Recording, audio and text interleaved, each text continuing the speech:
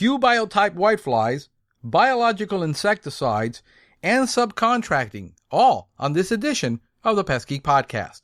Pull out your hose and grab your can. We're about to integrate another Pest Geek Podcast. Hi, everybody. Frank Hernandez here, and welcome to the Pest Geek Podcast, bringing you the latest information on pests, products, and politics from today's leading industry sources to help you start, manage, and grow your pest control business.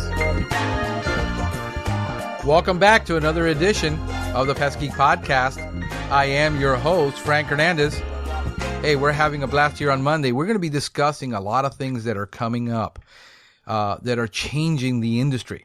And some things are about biological products being studied for the control of general household pests that normally were just being used for control of agricultural pests and nursery pests, later landscape pests, and now they're being looked at very seriously for the control of general household pests, because we have no new products being projected to come on the market.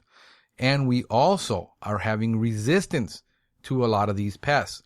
So this is something that is, I saw this writing on the wall several years ago when I first started. I was very, very inquisitive about this biological product. We've been trying to find out how we implement these in our landscape pest control, and we're going to be discussing some of the challenges that faces the availability of these products, and some label limitations that make it a little difficult. But I foresee, and mark my words on this, look at today's date, that it's not going to be too long before a lot of the products that we use, the labels are going to get tighter.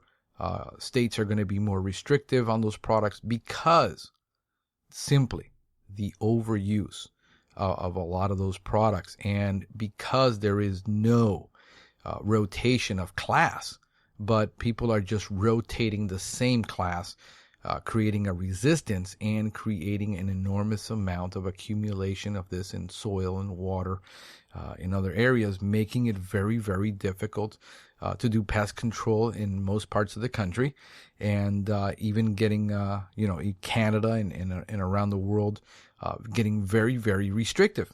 So we're going to be taking a look at that. I wanted to give a shout out to Matt Frey at Matt Frey, Urban Entomologist at New York State IPM program at Cornell University, following us on Twitter. Thank you for following us and for taking a look at our material. Also, Alabama Professional Services, Irondale, Alabama, liked our material, liked our podcast, and liked everything we posted over the weekend. I think they really, really wanted a shout out. So here you go, my friend. Enjoy. Thank you so much for listening to the podcast and liking our stuff. We really do appreciate it. I also got a question from Adam Hall up in Panama City Beach with the following question, which we're going to answer on the podcast. Take a look or take a listen. Mr. Frank Hernandez, this is Adam Hall up in Panama City Beach, the panhandle of Florida, and I wanted to call and ask you about your opinion of what you would say if a qualified, competent applicator approached you and wanted to essentially subcontract from you and or become a franchisee of you. Just wanted to know what you would say and what you thought are some considerations. 850-775-8183 is my number, if that's the best way to reach me back. Hey, thanks for the question, Adam. I get that question a lot asked of me by pest control people who want me to subcontract them work. And there's a question you raised, and I called you and I spoke with you on the phone, and we raised a lot of questions to think about besides just the simple fact of subcontracting. First of all, we need to make clear that the state of Florida, in order for you to subcontract or perform pest control, just so you know this, in the state of Florida, if you are a pest control operator with a pest control company, you have a certification in a particular field, being GHP, LNO, or termite, and you want to subcontract out the work to another pest control company, you can do that. I don't know what it's like in every state. I'm just telling you what it's like in Florida. You can subcontract being a pest control company in the category. Now, you can't go selling termite and subcontracting it out if you do not have a termite designation or certification. If you don't have a fume, you have no reason selling fume. So you have to be within the core competency of what you're certified in to be able to sell it. And then you can subcontract out to another pest control company. Even if you are working for another, if your subcontractor is working for another company, you're really subcontracting it to the company, not to the technician. So a competent applicator may be competent, but if he's not certified and licensed as a pest control company, he still can't do it legally. Second of all, if a contractor or an applicator called me to be a franchise, would I subcontract out to them?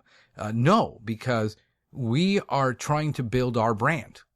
And when you do franchising, you already give up control as an owner, and as the franchisee, you give up control. It's a business model where we have systems, protocols, procedures that work.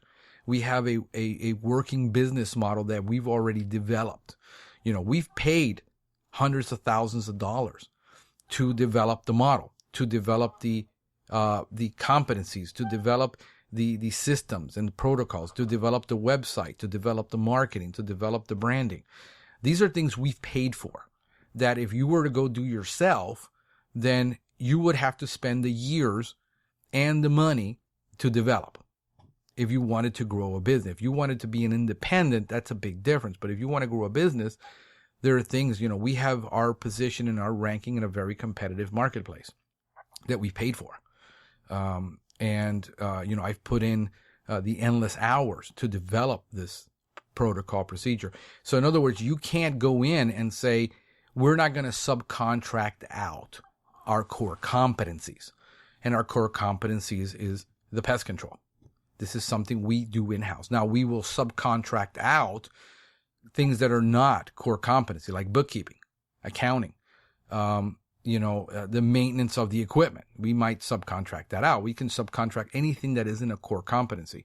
But as a business, I wouldn't want, because, let's just take one example, McDonald's. And this is the issue of franchising. The issue of franchising is to keep a consistent quality across the brand. When you go to a McDonald's and you eat a burger, it is not the world's best hamburger. That's not what they claim to deliver. What they deliver is a consistency. You know what it's going to taste like no matter where you go. It's always, the Big Mac is going to taste the same here as it tastes in New York.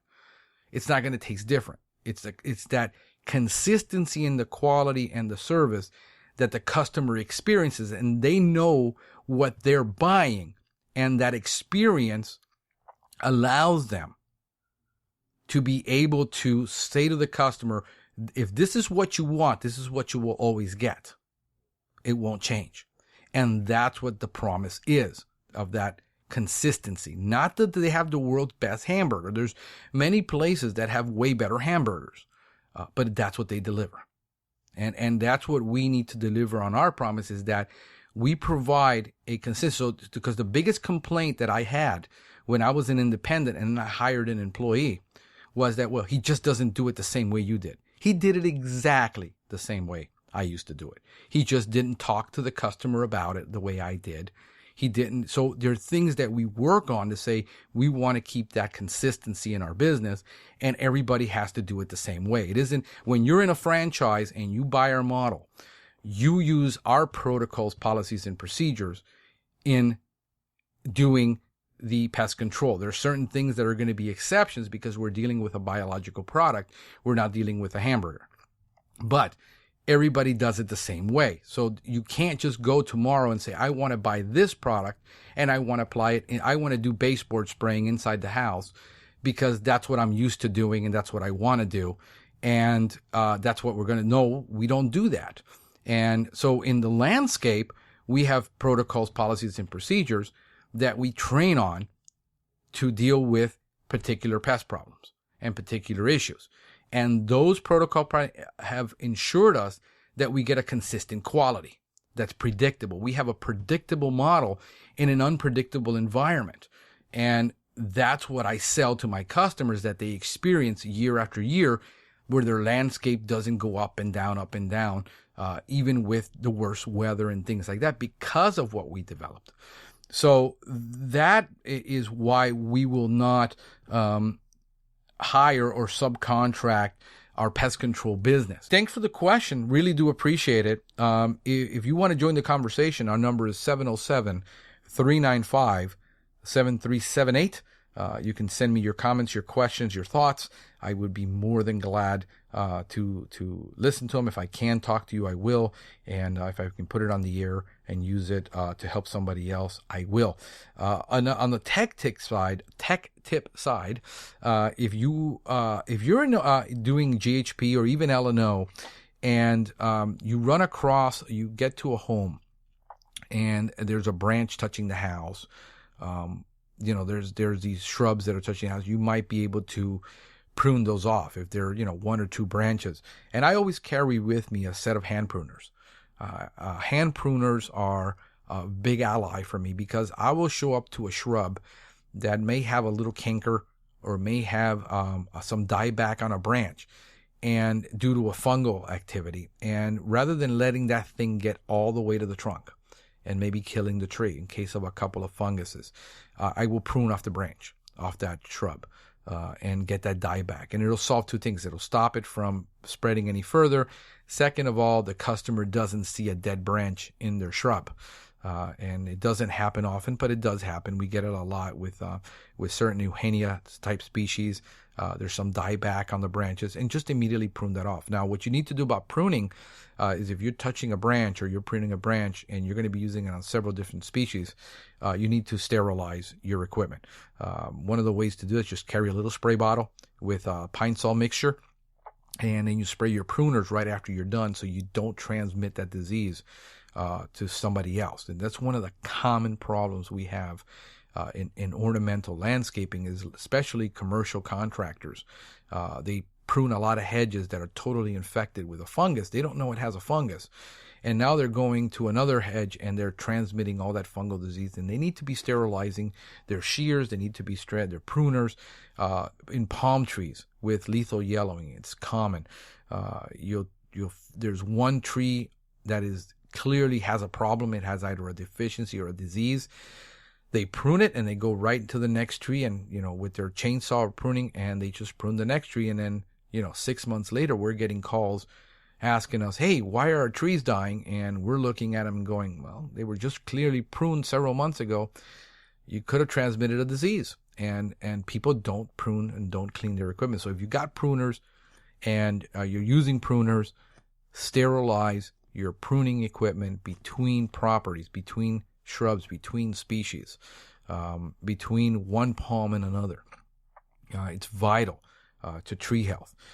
In the SEO front, don't neglect your internal links. Internal linking, most people are like, hey, can I get an external link? And they're focused on getting external links, but they're not linking properly internally from one page that is related to another page, which is related to another page on their blog or in their pages, whether it's a post or a page. So keep an eye on your internal links, update those constantly. If you add new pages, make sure that you find appropriate pages to link to.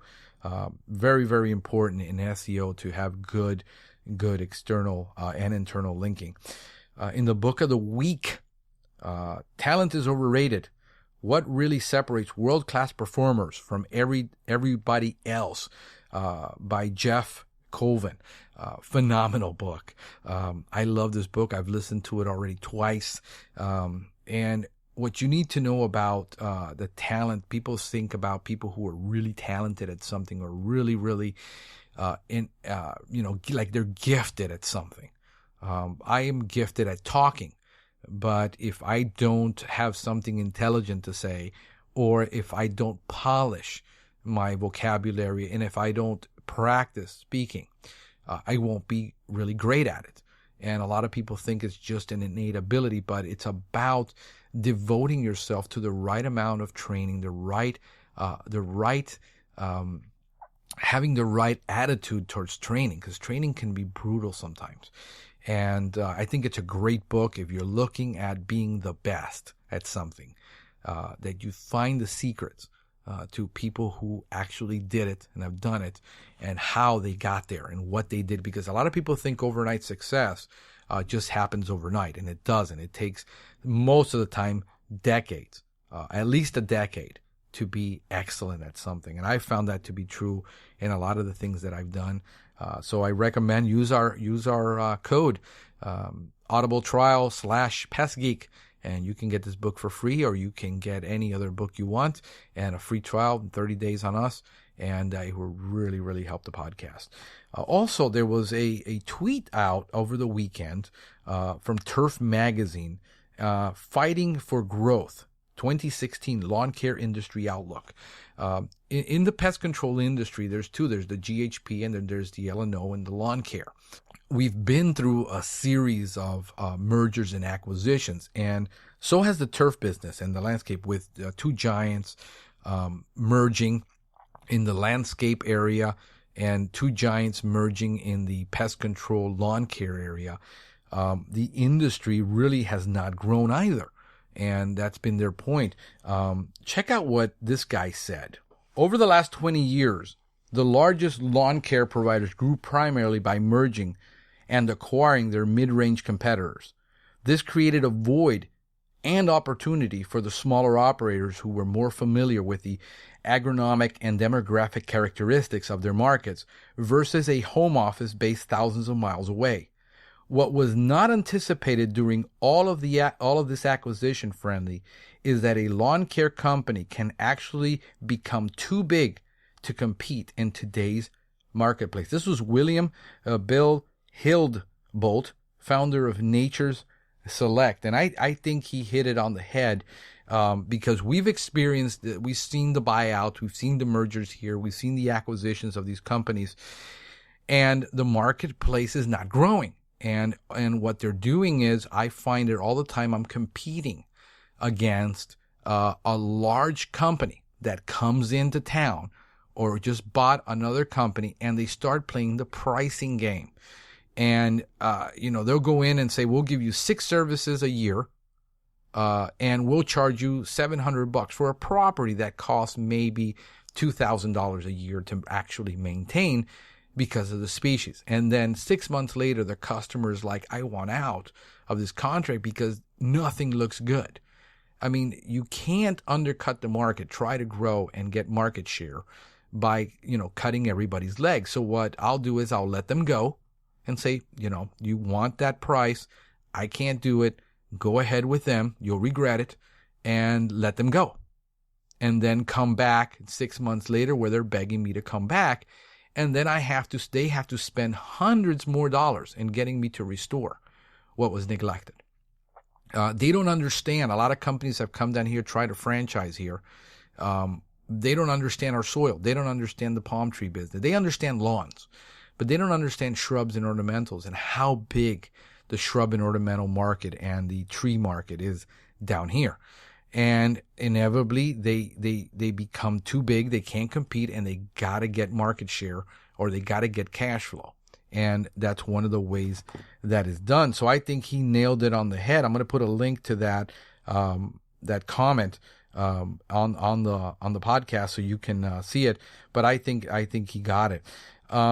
Events coming up. I wanted to talk to you about things that are coming up. We've got a very good event.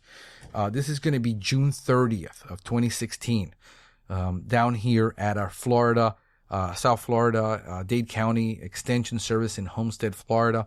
If you're down here in South Florida and you can make it, I think it's going to be awesome.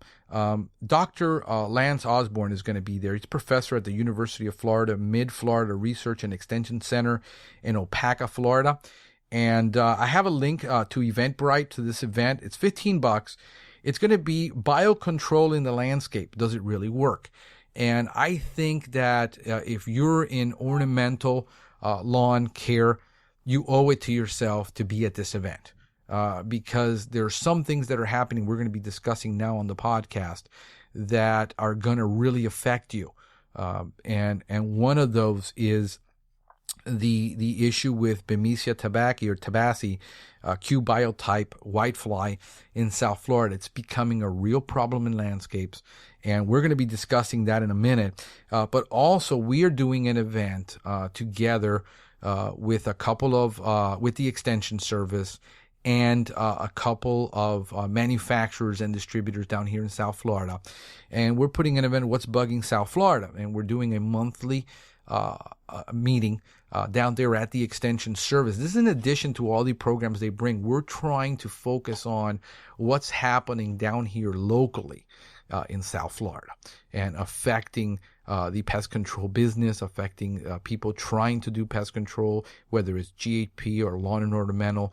Most of what they've done in the past focuses a lot of lawn and ornamental, agriculture, and nurseries. But the actual landscape people doing the work, because they get many, many calls from homeowners needing services and trying to figure out what's wrong. And we're trying to bridge a gap between education, the studies that are being done, the educators, the manufacturers, the distributors, and us who are in the field. So if you find yourself, we're doing this right now once a month. The next class that we're going to be doing CEUs.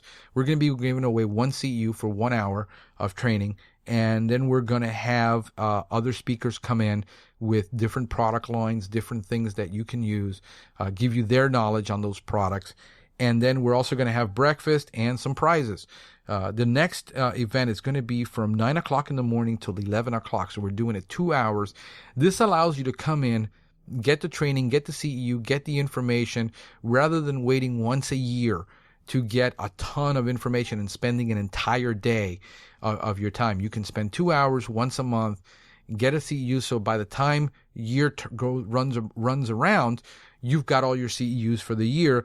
Plus, you've got some additional information throughout the year that you're not getting at other CEU training courses. And we're trying to design this around you, so your input is really vital to designing these courses, designing what we're bringing based on your needs down here.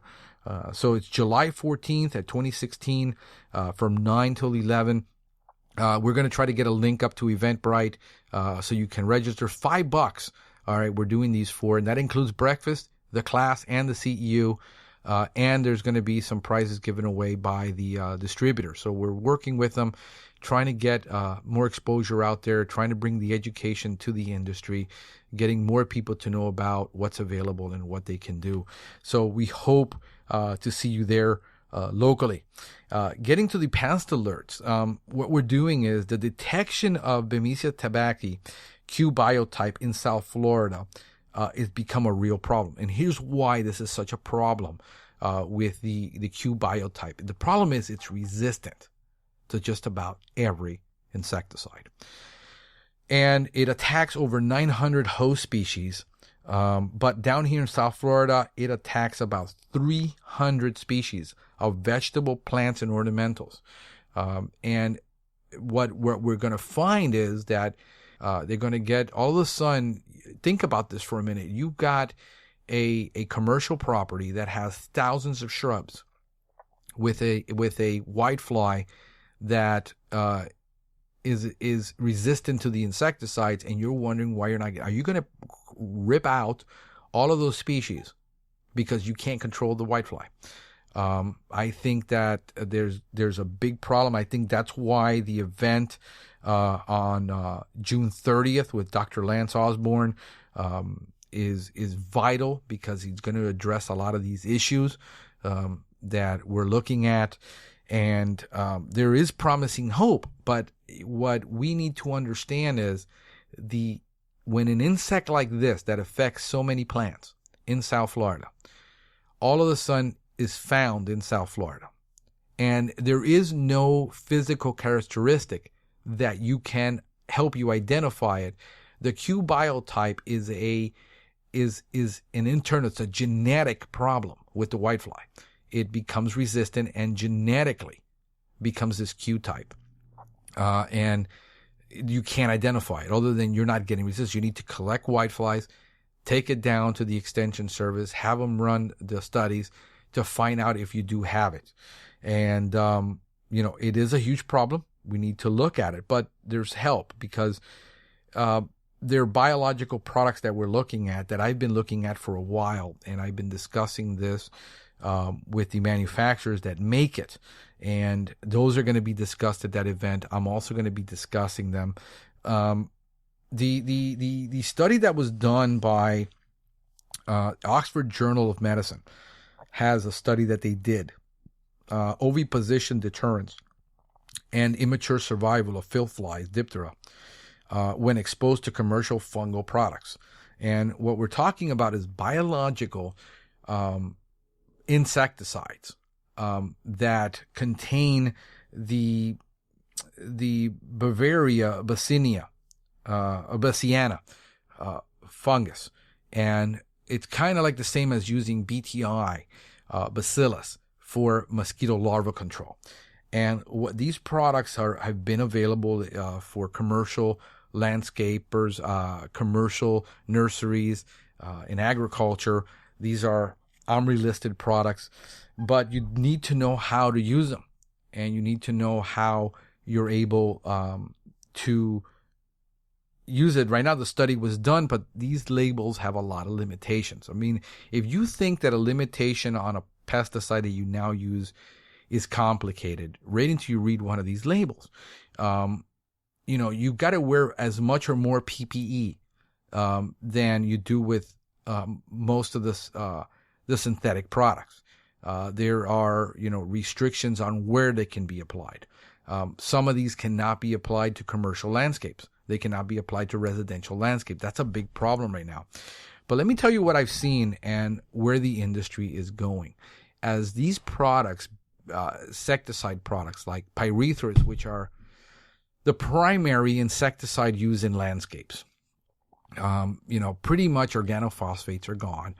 There's some carbamates left, like 7, which I stopped using years ago. I mean, you don't get much control with 7. I mean, people think, well, anytime I do a class and I teach on something like this, I never get one of the older guys, guy in his 60s. The problem with all these products is they don't last. You got to keep reapplying them. And yes, that is the problem, if you want to call it a problem with these products. There's no persistence. There's no residual. The products go in and do what they're going to do when they're there. You can only kill an insect once. What people keep wanting that is going to go away is large residuals, long-term residuals. These are getting harder and harder because they're not there. Like if you apply 7 in the landscape, carbaryl, how long is it going to last with photo degradation? 3 to 5 days? That's your residual. Yet people still use it. Professional landscapers and people are still using this product. What these products do is they have a lot of limitation because temperature. They're very sensitive to temperature. Temperatures get above 85 degrees, they won't work. So what you have to do with a lot of these products is you got to apply them early in the morning. Like farmers do. You get out there and you spray those crops. You got to spray those very early in the morning. That becomes a problem if you've got a commercial route that you're trying to control. So there's a lot of limitations, but I think as the industry changes, and I think as people's mindset are going to have to change. I mean, if you're dead set and said, I want a residual for 30 days, in a couple of years, it might not be 2 years, it might be more. You're going to find yourself that it just isn't there anymore. And you're going to have to change your mindset on pest control, where you're focused on control. You're not focused on chemical, where you're focused on controlling that problem and what are acceptable thresholds for that client. Whether it's in a landscape environment, whether it's in a GHP environment, what's going to be acceptable. That's going to be a very different industry that I'm seeing that's going to emerge, where you have people who are highly trained, highly, expertise. They're not relying on, if I spray this product, I don't have to come back for 3 months because I know it'll kill it. Where you're going to show up like we do now. I mean, this is what we do in our landscape business. The first thing we do when we show up to a property is we don't pull down a piece of, we don't pull out our hose, we don't put out the equipment, we don't start spraying. We go out and inspect. And we inspect the shrubs, and we inspect the lawn, and we inspect for insects, for diseases. We inspect for if there are instars on that plant. If we see any micronutrient deficiency or macronutrient deficiency. We look for all these things. And if we come across a shrub that does not have an insect and does not have a disease, we're not going to spray it. Why would we spray something that has no insect and no disease, only to have 7 days maybe with photodegradation, which is the biggest problem we have with residuals? You're not going to get 90-day residual on a plant. It doesn't exist. So that mindset that, well, it just doesn't last, well, it's not lasting now. And you're really going to have to become an expert on being able to do textual IPM on plants, where you show up, you inspect, you monitor, you treat, you monitor. Like if we spray right now a shrub because it has an insect, automatically we're going to do a follow-up on that plant in 7 days. If we find a fungus on the lawn and we treat for fungus on the lawn, we're going to do an automatic follow-up in 14 days. Because we're not going to assume that it worked. We're going to verify that it worked. So when people call and they think on a quarterly program, the only reason most people are doing quarterly programs right now is because, yes, some products are lasting longer for GHP than they used to. But because somebody figured out that if you do every 2 months, you can double your route capacity. If you go to quarterly and you still charge the same amount annually, and you're coming out instead of 12 times a year, you're now only coming out every 4 times a year. Those are, 6 trips that you're saving from a yearly service. 2 extra trips from a bi-monthly. You can still charge the same amount annually and come out on a quarterly basis. It's just business. But that's fine. If it works for you, that's great. What happens when it doesn't work? Your call volume goes up. Your callbacks go up. Your quality degrades.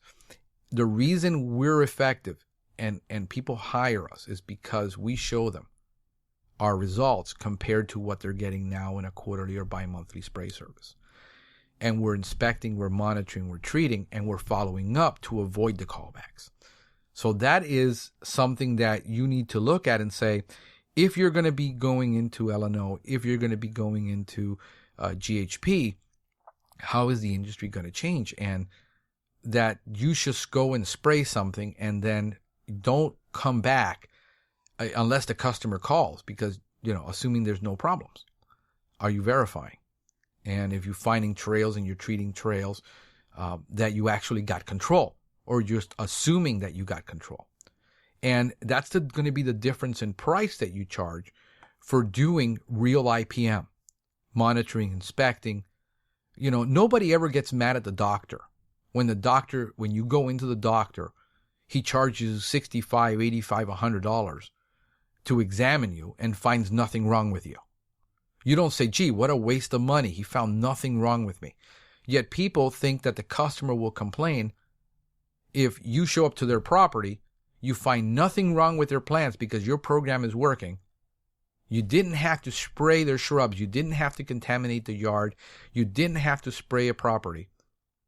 And, they're going to complain because you didn't do something. See, if you train your customers to what it is that they're buying, our customers are buying something specific. They are buying less contamination. They are buying more organic products. They are buying natural services. There is a market for it. That's what our customers are buying. And when we show them how we do it, how we can do this for them, how we can reduce the amount of pesticide on their property, the amount that their kids are exposed to, they're willing to pay for it. And they're buying our expertise in the industry, knowing that we keep an eye on those plants, we keep an eye on that lawn, we keep an eye on things so that nothing ever goes wrong. When it does, we have to do something about it. It's not perfect. But that's what the industry is going to, that professional that knows exactly what he's looking for versus the person who just sends out somebody with a tank, spray it all, and will hope for the best. And I think with a lot of these products, I have some links, by the way, to these products that you can look at, some label links. One of them is Botaniguard. The other one is Microtrol. Two are made by the same company. They're made by Bioworks. There's also Balance and Met 52EC from Monsanto.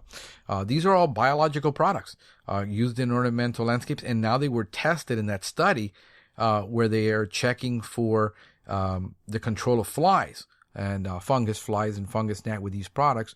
So the industry might be changing to use more biologicals in GHP, not just for ornamental and not just for agriculture anymore. Keep an eye out for this. I got some links to all these studies, links to all the notes, to the products, to the Oxford Journal. Lots of information here, folks. And I hope, guys, that you're having an awesome time. You're making money. You're being successful. You're not stressed out. And, you're enjoying yourselves. Because, man, if this is not enjoyable, it really isn't worth doing. So I hope you guys have a great one. Take care of yourself. Thank you for listening to the Pest Geek Podcast. If you have enjoyed the Pest Geek Podcast, please give us a rating, write a review, or subscribe to the channel. You can join the Pest Geek Society by visiting pestgeekpodcast.com. Thank you for listening. See you next time.